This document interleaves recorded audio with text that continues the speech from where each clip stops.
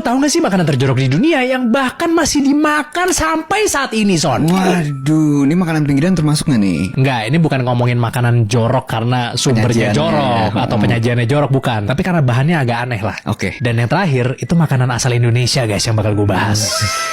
Yang pertama nih Son, ada yang namanya escamoles yang berasal dari Meksiko. Jadi orang-orang menjuluki makanan ini tuh sebagai caviar of the desert. Kenapa bisa begitu? Karena kalau caviar itu terbuat dari telur ikan sturgeon, tapi kalau escamoles itu berasal dari telur larva semut, Son. Oke. Kecil-kecil ya kan. Jadi lu benar-benar makan bayi semut yang belum lahir gitu, Son, masih di dalam telurnya. Katanya sih rasanya kayak kacang, jadi nati dan creamy gitu. Kan skippy aja kalau mau ngerasain nati sama creamy ya, Son ya. Tapi tetap aja kan, pas lu makan pasti lu mikir, tapi bang ini kan telur semut.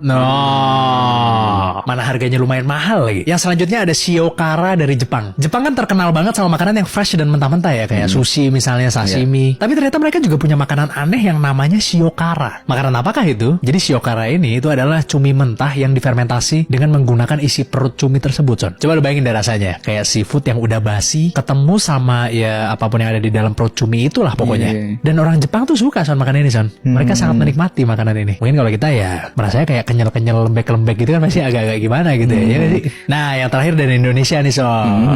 Mungkin kalau yang satu ini itu bisa dibilang lebih ke aneh ya daripada jorok. Makanan Indonesia ini bernama ampo. Ampo ini itu berasal dari Tuban, Provinsi Jawa Timur. Nah, yang bikin uniknya makanan ini itu kan bentuknya kan kayak ciki gitu ya, Son. Tapi dibikinnya bukan dari singkong, melainkan dari tanah liat. Tapi tentunya ya ampo ini dibikin dari tanah liat yang bersih ya. Karena sebelum diolah, tanahnya itu diayak dulu, Son, biar nggak ada batu atau sampah-sampah lainnya. Kemudian setelah bersih, dibentuk seperti gulungan tipis gitu. Terus habis itu ya dipanggang deh di atas tungku tanah liat. Yang manggangnya itu menggunakan sabut kelapa sebagai bahan bakar. Terus jadi deh amponya. Gue sebenarnya penasaran kan rasanya tuh kayak apa sih gitu. Jadi gue sempat lihat komen-komen di e-commerce lah gitu.